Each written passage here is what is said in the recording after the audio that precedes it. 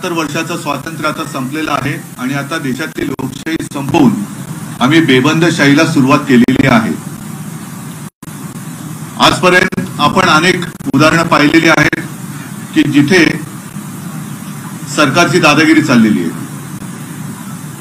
अगदी न्याय यंत्रणा सुद्धा आपल्या दबावाखाली कशी येईल याच्याबद्दल गेले काही दिवस केंद्रीय कायदा मंत्री बोलतायत, राज्यसभेचे अध्यक्ष बोलतायत, त्यांना न्यायमूर्ती नेमण्याचे सुद्धा आता अधिकार पाहिजे। मग असंच जर काही चालू राहिलं तर मी जे मगाशी म्हटलं की देशातली लोकशाही संपलेली आहे, लोकशाहीला भावपूर्ण आदरांजली वाहून आम्ही बेबंदशाहीला सुरुवात करत आहोत हे बोलण्याचं धाडस तरी सर्व यंत्रणा घेऊन एकट्या लढणाऱ्या पंतप्रधानांनी दाखवला पाहिजे। आजचा हा जो काही निर्णय आहे तो अत्यंत अनपेक्षित आहे, कारण जवळपास 6 महिने ही लढाई सर्वोच्च न्यायालयात सुद्धा सुरू आहे। तिची आता 21 तारखेपासून सलग सुनावणी सुरू होईल आणि मधल्या काळात मी आपल्याशी बोललो होतो की तो निकाल जोपर्यंत लागत नाही तोपर्यंत निवडणूक आयोगाने कोणताही निकाल देऊ नये। पक्ष कोणाचा बरोबर आहे, कोणाच्या बरोबर आहे हे जर का केवळ आणि केवळ निवडून आलेल्या लोकप्रतिनिधींच्या आकड्यांवरती ठरवायला लागलो तर मग मात्र कोणी धनाढ्य माणूस निवडून आलेले आमदार खासदार विकत घेऊन पक्षाचा सर्वेसर्वा होऊ शकतो, देशाचा पंतप्रधान किंवा राज्याचा मुख्यमंत्री सुद्धा होऊ शकतो, हे सुद्धा मी मागे बोललेलो आहे। निवडणूक आयोगाबद्दल एवढंच मी म्हणेन की जी एक केस प्रशांत भूषण यांची एक केस सुरू आहे, नेमकी आता माझ्या लक्षात नाहीये, पण त्यांनी निवडणूक आयुक्ताबद्दलच शंका व्यक्त केलेली आहे की 24 तासात ही फाईल हल्ली कशी आणि यांची नेमणूक झाली कशी। मला आता असं वाटायला लागलेलं आहे की जसं न्यायाधीश नेमण्याची प्रक्रिया असते तशीच प्रक्रिया आता निवडणूक आयुक्त नेमण्यासाठी सुद्धा विरोधी पक्षांना सोबत घेऊन सुरुवात करण्याची आता गरज लागलेली आहे। चोराला राजमान्यता देणं हे काही जणांना घोषणावं वाटत असेल, पण शेवटी चोर हा चोरच असतो।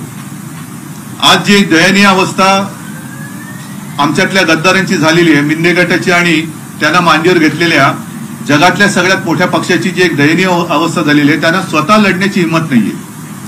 मी अनेकदा त्यांना आव्हान दिलेलं आहे की हिंमत असेल तर निवडणुका घ्या, अगदी लोकसभा पासून महापालिका तुम्ही एकत्र घ्या। ती निवडणूक घेण्याची काय त्यांची हिंमत झाली नाही।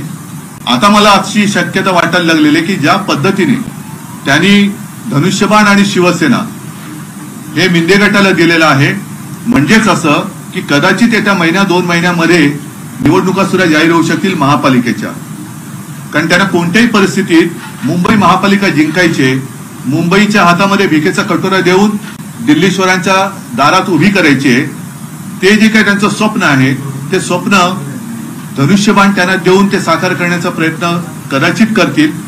न सांगावं, कदाचित उद्या आमची मशाल चिन्ह जे आहे चिन्ह ते सुद्धा ते घेतील, पण मशाल आता पेटलेली आहे। जेवढा अन्याय यंत्रणांचा वापर करून तुम्ही आमच्यावरती कराल त्या प्रत्येक अन्यायाचा बदला महाराष्ट्रातली जनता घेतल्याशिवाय राहणार नाही याची मला खात्री आहे। ठीक आहे, आजच्या पुरतं तरी त्यांनी धनुष्यबाण चोरलेलं आहे, ते धनुष्यबाण कागदावरचं आहे, पण जे दुसरं खरं धनुष्यबाण आहे ते आजही माझ्याकडे आणि ते कायम माझ्याकडे राहणार आहे, ते तुम्हाला मी आता दाखवतोय। एकूण काय की अनेकांना असं वाटलं असेल की आता शिवसेना संपली, शिवसेना ही अशी लेचीपेची नाहीये। आजपर्यंत पहिल्या दिवसापासून तेव्हा सुद्धा आमच्याकडे एक निशाणी नव्हती। हा धनुष्यबाण ज्याचा उल्लेख मी वारंवार करतो तोच हा धनुष्यबाण आहे, त्याच्यावरती कुंकू सुद्धा आपण पाहू शकता। हा शिवसेना प्रमुखांच्या देवाऱ्यातला आज सुद्धा आमच्या पूजेत असलेला धनुष्यबाण आहे आणि याची पूजा ही माननीय शिवसेना प्रमुखांनी स्वतःच्या हाताने केलेली आहे। या धनुष्यबाणाचं तेज, ती जी काय शक्ती आहे ती यांना दाखवल्याशिवाय राहणार नाही याची मला खात्री आहे, मला विश्वास आहे। आणि हा जो धनुष्यबाण आहे तो आमच्या पूजेमधला आहे, तो पूजेतच राहणार, तो पूजेतच राहणार। ठीक आहे, त्यावेळी सुद्धा जी काही लढाई झाली असेल, रावणाकडे पण धनुष्यबाण असेल, रामाकडे पण असेल, पण शेवटी विजय हा जसा रामायणामध्ये रामाचा झाला आणि 100 कौरव एकत्र आले म्हणून काय पांडव हरले नव्हते, सत्याचा विजय नेहमी होत आलेला आहे आणि सत्याचाच विजय हा आता आपल्याला सर्वसामान्य नागरिकांना आणि मी तमाम अन्याय विरुद्ध जे पेटून उठलेले आहेत की अनेकांना हे मान्य नाहीये, हा अन्याय जो काही झालेला आहे, अत्याचार होतोय, लोकशाहीवरती अत्याचार होतोय. मी मागे एकदा असं म्हटलं होतं की हा छत्रपतीचा महाराष्ट्र आहे, अंध धृतराष्ट्र नाहीये. तो आपल्या डोळ्यासमोर लोकशाहीचं असं वस्त्रहरण कदापि खपून घेणार नाही. या निर्णयाच्या विरुद्ध आम्ही सर्वोच्च न्यायालयात तर जाणारच आहोत. आम्हाला खात्री आहे की सर्वोच्च न्यायालयामध्ये ह्याचा निकाल लागेलच. आणि दुसरी जी अपात्रतेची केस ही तिथे चालू आहे, त्याच्यामध्ये सुद्धा जर घटना मानून निर्णय लागला तर अनेक घटना तज्ञांनी सांगितलेले की निर्णय काय लागणार, 16 जण हे अपात्र होणार म्हणजे होणारच असं घटना तज्ञांचं मत आहे. हे मी आपल्याशी बोलताना मला आणखीन एका गोष्टीची आठवण करून द्यायची की गेले काही दिवस काही लोक म्हणजे त्याच्यात एक केंद्रीय लघु सूक्ष्म का असेना पण केंद्रीय मंत्री आहेत, त्यांनी सांगितलं होतं आपल्याला की द्या ब्रेकिंग न्यूज, धनुष्यबाण यांनाच मिळणार. हे कसं काय? म्हणजे हा काही ठरवलेला कट आहे का? कट होत आहे तर दिसतंय, कटकारस्थान होत आहे तर दिसतंय, पण या कटामध्ये केवढ्या पातळीवरची लोक सामील झालेली आहेत हे सुद्धा आता जनतेला कळायला लागलेलं आहे. कारण आपले राज्याचे उपमुख्यमंत्री सुद्धा मध्ये म्हणाले होते की हे धनुष्यबाण यांनाच मिळणार, केंद्रीय मंत्री म्हणतात धनुष्यबाण यांनाच मिळणार, आणि आज धनुष्यबाण त्यांनाच दिलं गेलं. हे धनुष्यबाण पुन्हा एकदा सांगतो, असं ओरबाडून तुम्ही घ्यायचा प्रयत्न केला तरी ते तुम्ही ओरबाडून घेऊ शकणार नाही.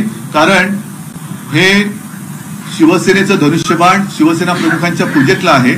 तुम्ही आतापुरतं तुम्हाला वाटत असेल, आता तिकडे जल्लोष चालला असेल, आपली चोरी पचली म्हणून चोरांना आनंद झाला असेल. शेवटी चोर तो चोर असतो, ज्याला स्वतः करण्याची काही मर्दानगी नसते तो नामर्दच अशी चोरी करू शकतो. म्हणून नामर्द किती जरी मातला तरी तो मर्द होऊ शकत नाही, हे सत्य आहे. त्याच्यामुळे आम्ही जोपर्यंत सुप्रीम कोर्टात जात नाही, कारण आता आज शुक्रवार आहे, लवकरात लवकर आम्ही जाणार, तोपर्यंत त्यांना धनुष्यबाणाचे पेढे खाऊ द्या, धनुष्यबाण त्यांनी चोरल्याचा आनंद त्यांना मिळू द्या. शेवटी चोर बाजारालाच जर का मान्यता मिळणार असेल तर मग बाकीच्या बाजाराला काहीच अर्थ राहत नाहीये. एकूणच सगळे बाजार गुणगे म्हणजेच लोकशाही हे आपल्या देशाला परवडणार नाहीये. म्हणून पुन्हा एकदा सांगतो की शिवसैनिकांनो, शिवसेना प्रेमीनो, कुठेही खचू नका. मी तर कुठे खचलेलं नाहीये. मी पहिल्या दिवशी सुद्धा सांगितलं होतं की ही लढाई आता शेवटपर्यंत आपल्याला लढावीच लागेल आणि विजय आपलाच होणार. फक्त हिंमत सोडू नका, जिद्द खचून देऊ नका. बस मैदानात उतरलोय, आता विजयाशिवाय माघारी परतायचं नाही, एवढंच मी सगळ्यांना आवाहन करतो. बाकी आणखीन मला जे काही बोलायचं असेल ते येत्या 1-2 दिवसामध्ये मी वाटलं तर पुन्हा बोलेन. पण तूर्त मला असं वाटतं ही चोरी त्यांना काही काळ पचली अशी वाटत असेल, पण ही चोरी त्यांना पचणार नाहीये.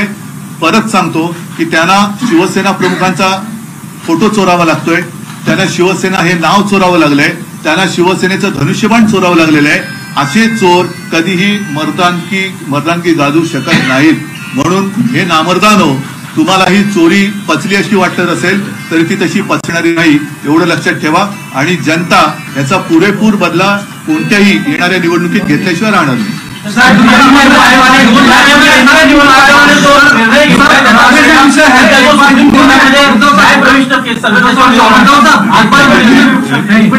आज जो निर्णय घेतलेला आहे केंद्रीय निवडणूक आयोगाने, त्याचा परिणाम प्रविष्ट सध्या न्यायालयात चालू आहे प्रकरण, त्यावरती होणार मला नाही वाटत. कारण ज्या वेळेला हा विषय आला होता तेव्हा आमच्या वकिलांनी सांगितलं होतं न्यायमूर्तीला की ह्याचा निकाल लागत नाही तोपर्यंत निवडणूक आयोगाकडे ही केस देऊ नका. कारण ज्या पद्धतीने निवडणूक आयोगाचे वकील हे तिकडे कोर्टामध्ये फड पडतंय कधी आणि आम्ही झेलतोय कधी अशा एका भावनेने उभे होते, तेव्हाच आमच्या डोक्यात आलं होतं की हे गडबड करणार. आणि त्याप्रमाणे त्यांनी अंधेरीच्या पोटनिवडणुकीच्या आधी ही गडबड केलीच. परंतु शेवटी न्याय संस्था ही स्वतंत्र आहे आणि आमचा न्यायमूर्तींवरती, सर्वोच्च न्यायालयावरती नितांत विश्वास आहे. संपूर्ण आता आज त्यांनी निकाल म्हणजे आज त्यांनी सांगितले की 21 तारखेपासून सुनावणी सुरू होईल. आज जे न्यायमूर्ती बसले त्यांच्यासमोर ही केस चालणार आहे. प्रत्येक कंगोरा तपासून घेऊन लोकशाहीसाठी म्हणून, लोकशाही जिवंत ठेवण्यासाठी म्हणून या केसकडे केवळ देशाचंच नाही तर जगाचं लक्ष आहे. कारण या देशामध्ये शेवटी काय चाललंय हे परदेशातनं सुद्धा बघतायत. जर का माध्यमांच्या कार्यालयावरती धाडी टाकले जात असतील आणि पक्ष असे संपवले जात असतील तर या देशामध्ये यावं की नाही हे परकीय गुंतवणूकदार सुद्धा आता बघत असतील आणि परदेशात राहणारे भारतीयांची सुद्धा याच्यावरती भवितव्य ठरणार आहे.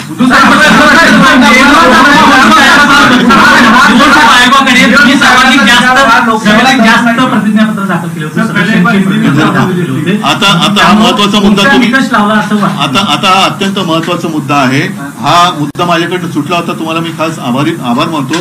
कारण हे गेले काही दिवस यांनी जे काही निवडणूक आयुक्तांनी थोतांड केलं ते थोतांड एवढं भयानक आहे की आमच्याकडे त्यांच्याकडनं लेखी मागणी काय आहे, तुम्ही आम्हाला तुमच्या सदस्यांची पदाधिकाऱ्यांची शपथपत्र द्या. ती शपथपत्र आम्ही दिलेली आहेत. तुम्ही तुमच्या सदस्यांची सुद्धा अर्ज द्या. ते अर्ज आम्ही लाखांमध्ये दिलेले आहे. मग हा खटाटोप कशाला सांगितलं आम्हाला? जर तुम्ही मागितलं होतं ते आम्ही दिलं, त्यांनी जे मागितलं ते त्या फॉर्मॅटमध्ये आम्ही दिलं. मग हेच जर शेण खायचं होतं तर ते आधीच खायचं होतं ना शेण. आज निवडणूक आयुक्तांनी जे काही शेण खाल्लेलं आहे ते त्याने शेणच खायचं होतं, तर आम्हाला हा खटाटोप करायला का लावला? उपस्थित होतो तो राजकीय प्रश्न. मुळात आता तुमचे जी निकालानंतर मुख्यमंत्री एकनाथ शिंदेची प्रतिक्रिया आहे की बाळासाहेबांचे विचार माझेच होते, आमचेच होते, मूळ शिवसेना आम्हाला मिळाली. दुसरीकडे भाजपचे नेते स्पष्ट म्हणतात की तुम्ही हिंदुत्वाचा त्याग केला, काँग्रेसची नाही. हिंदुत्वाचा त्याग केला म्हणजे काय केलं? हिंदुत्वाचा त्याग केला म्हणजे काय केलं असं त्यानं म्हणायचंय. मी काँग्रेस बरोबर जर का भारतीय जनता पक्षाने माझ्या पाठीत वार केल्यानंतर, शिवसेनेच्या पाठीत वार केल्यानंतर आम्हाला काँग्रेस राष्ट्रवादी बरोबर जायला लागलं म्हणून आम्ही जर का हिंदुत्वाचा त्याग केला असेल तर मोहन भागवत मशिदीत गेले ते हिंदुत्व त्यांनी सोडलं नाही का? काल परवाकडे नरेंद्र मोदी येऊन चपाती लाटून गेले ते त्यांनी हिंदुत्व सोडलं नाही का? म्हणजे त्यांनी काही केलं तरी त्यांनी ते हिंदुत्व, म्हणजे उद्या त्यांनी नमाज पडला तरी आम्ही त्यांना हिंदू मानायचं.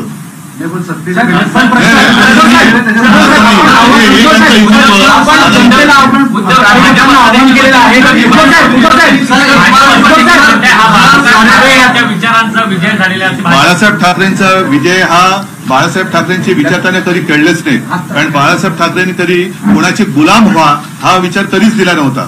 अन्यायाची लढा, अन्यायाला लाथ मारा, आणि ती लाथ मी त्यावेळेला मारली. त्याच्यामुळे आज सुद्धा आम्ही पोटनिवडणूक जिंकलोच ना. का नाही त्यावेळेला निवडणूक लढलात तुम्ही? बाळासाहेबांचे विचार हे पहिले समजून घ्यायला पाहिजे. दुसऱ्याचा नेता चोरायचा, दुसऱ्याचे विचार चोरल्यासारखं दाखवायचं, दुसऱ्याचं चिन्ह चोरायचं आणि जिंकलं की नाही, जिंकू शकत नाही ते तसे. पण त्यांची दयनीय अवस्था मी परत सांगतो की एवढी झाली की त्यांना महाराष्ट्रामध्ये शिवसेना, बाळासाहेब ह्याशिवाय भाजपा निवडणुकीत पुढे जाऊ शकत नाही हे त्यांना कळून चुकले. महाराष्ट्रामध्ये मोदी नाव चालत नाही हे त्यांना कळलेलं आहे. म्हणून त्यांना आता शिवसेना प्रमुखांचा तो एक जमाना होता की त्यावेळेला सभेमध्ये मोदींचे मुखोटे घालून माणसं यायचे. आता ते सुद्धा बाळासाहेबांचे मुखोटे घालून लोकांसमोर फिरवायला लागले. तर शेवटी मुखोटा हे कळतंय. मुखोटा घातला म्हणजे विचार नाही येत. उद्धव साहेबांनी आवाहन केलं. हा जो प्रश्न आहे आपल्यावर, जो आता हा जो निर्णय गेला आपल्या विरुद्ध, ही वेळ आहे की सर्व विरोधी पक्षांनी एकत्रित येऊन, कारण आज तुमच्यावरही पाळी आली आहे, इतर विरोधकांवरती अशा प्रकारचा तसंच तुमच्यावरती पण पाळी येऊ शकते. कारण बीबीसीच्या कार्यालयावरती धाडी पडल्या आहेत. तुम्ही सुद्धा एकत्र आलं पाहिजे. नाही, विरोधी पक्ष म्हणून एकत्र आलं पाहिजे. पण विरोधीच का? ज्यांना या देशात लोकशाही पाहिजे, आज टिकायला पाहिजे, देशात लोकशाही असायला पाहिजे हे ज्यांना वाटते त्या सगळ्यांनी एकत्र राहिलं पाहिजे, सगळ्या नागरिकांनी एकत्र राहिलं पाहिजे आणि सगळ्या प्रसार माध्यमांनी एकत्र राहिलं पाहिजे. हे टिकलं पाहिजे. बघा लोकशाही सर राष्ट्रीय विषय है, सारे विषय एक बार हिंदी में क्या बताऊं, पूछो मुझे. सारी चीजें देख रहे हैं, उसे किस तरह से देख रहा है, क्योंकि पिछले 6 महीने से ये लड़ाई शुरू थी. आपने शपथ पत्र भी चुनाव आयोग को दी थी, लेकिन आज ये डिसीजन चुनाव आयोग का देखने को मिल रहा है. ये सरासर अन्याय है. मैंने जैसे कहा कि अब अपने देश में तानाशाही की शुरुआत हो गई है. ऐसा ऐलान अपने प्रधानमंत्री कर दे तो ज्यादा अच्छा रहेगा, क्योंकि अब प्रजातंत्र तो देश में रहा नहीं. और जिस तरीके से उन्होंने आज फैसला सुनाया है, इतने दिनों से हमारे पीछे वो पड़े थे और जिस फॉर्मेट में उन्होंने जो भी मांगा वो एफिडेविट था, फिर हमारे जितने सारे मेंबर्स हैं उनके भी सदस्य पत्र थे लाखों के. इसके बावजूद आज वो अगर कहते हैं कि सिर्फ विधायक और सांसदों के ऊपर पार्टी किसके पास है ये तय उन्होंने किया, तो ये अन्याय है. फिर इतने दिनों तक हमें क्यों ये सब एक्सरसाइज करवाया? पार्टी तो मेरे साथ है, आम जनता तो मेरे साथ है. और इसलिए मैंने कहा कि लगातार मैं चुनौती देते आया कि हिम्मत है तो सामने आ जाओ, मैदान में आ जाओ, चुनाव ले लो. चुनाव लेने की तो उनमें हिम्मत नहीं थी, लेकिन अब ऐसे लग रहा है, हालांकि आज अपने महाराष्ट्र में 2 उपचुनाव चल रहे हैं, म्हणजे साधारणतः आपण असं मानतो की आचारसंहिता असताना तिकडे कोणी काही करू नये. अगर वो कानून खुद निवडणूक आयोग ही तोड़ रहा है, जिस राज्य में आचार संहिता जारी है उसी वक्त उन्होंने फैसला दिया है, तो अब ऐसे लगने लगा कि जिस जल्दबाजी में उन्होंने हमारा धनुष्यबाण और नाम उनको दे दिया है, तो शायद अब आने वाले 2-3 महीने में वो इलेक्शन भी ले लेंगे. सर,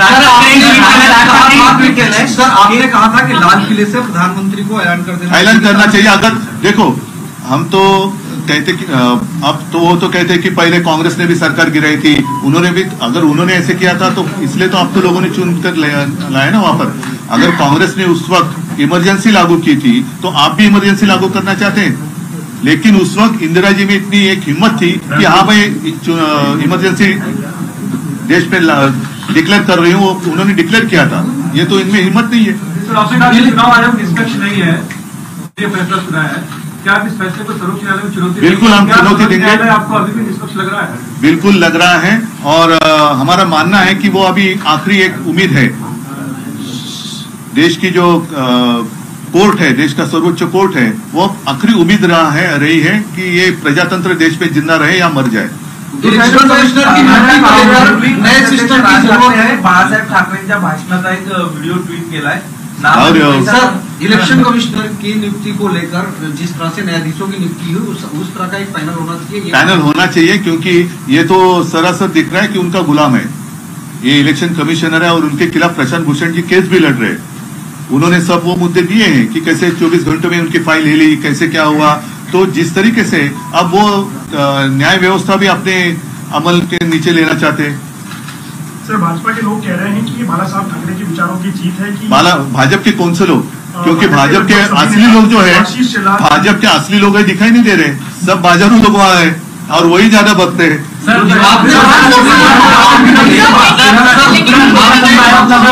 आपने पीएम को टारगेट करके बात कही. पीएम को टारगेट नहीं मैंने किया, क्योंकि आप तो पीएम हैं, और अगर वो इसमें दखल अंदाजी देते तो ऐसे ये खुलेआम प्रजातंत्र की हत्या नहीं होती. सही फैसले से क्या शिवसैनिकों का मनोबल गिरेगा? पार्टी नहीं, हताश हो जाएगी? बिल्कुल नहीं. शिवसेना तो और जोर से ऊपर आएगी. और अब मैं जो कह रहा हूँ लिख कर रखो, सिर्फ शिवसेना ही नहीं, आम जनता शिवसेना के साथ रहेगी. उद्धव साहेब, आपण सांगितलं की कदाचित महापालिका किंवा स्थानिक स्वराज्य संस्थेच्या निवडणुका सुद्धा इतर लागल्या नसतील.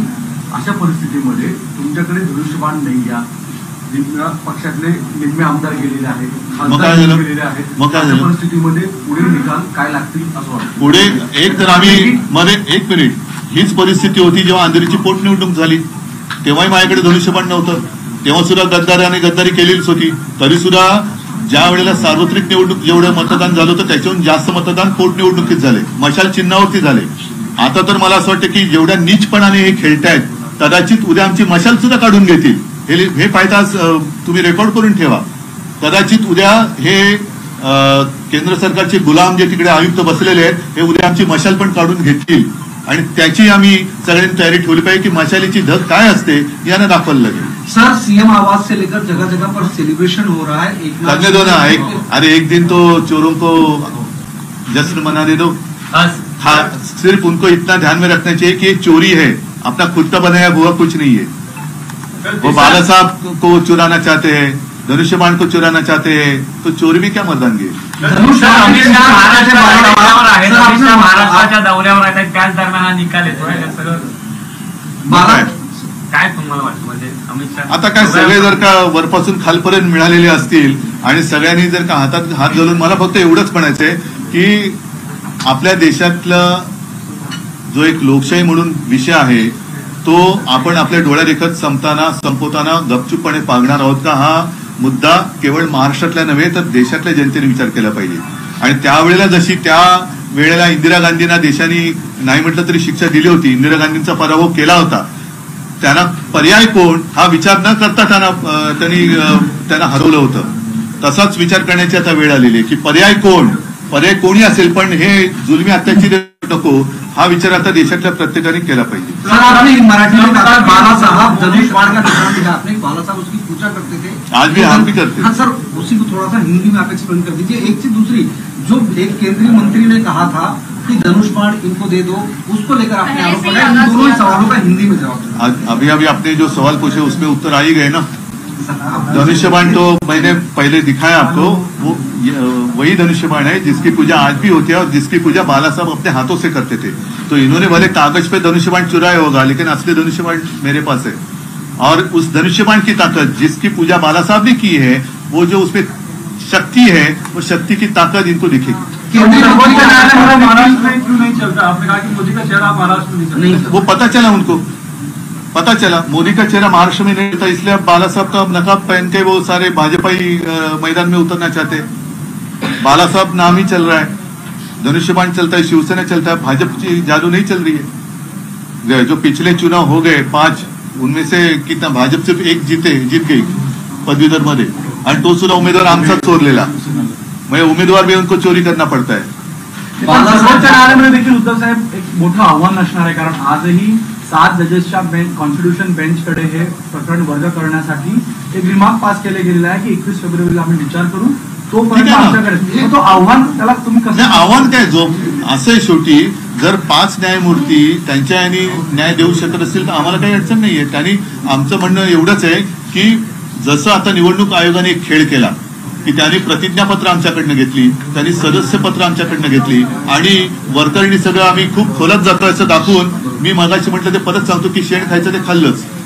त्याच्यामुळे आमचा विश्वास आता न्यायमूर्तींवरती आहे, ते अत्यंत निपक्षपातीपणाने आजपर्यंत सगळं तो कारभार चाललेला आहे आणि त्यांनी घटनाक्रम जो काय आहे, पहिलं काय घडलं, दुसरं काय घडलं, त्याच्याप्रमाणे घटनाक्रम लक्षात घेऊन ते विचार करतायत असं आम्हाला वाटतं। आणि तीच एक शेवटची आशा आहे, कारण ती जर का आशा आता संपली तर मग आपल्या देशामधल्या निवडणुकाच रद्द करून एक छत्री अंमल सुरू करायला काय हरकत नाही। निवडणुकांचं तरी लोकांना कशाला तुम्ही रांगेत उभं करता? राज्यपाल भगतसिंग कोश्यारी यांच्या विरोधात तुम्ही प्रचंड आंदोलन केलं, त्यांना हटवण्याची मागणी केली, त्यानंतर आज त्यांचा शेवटचा दिवस होता, जाता जाता अपशकून झाला असं वाटतं?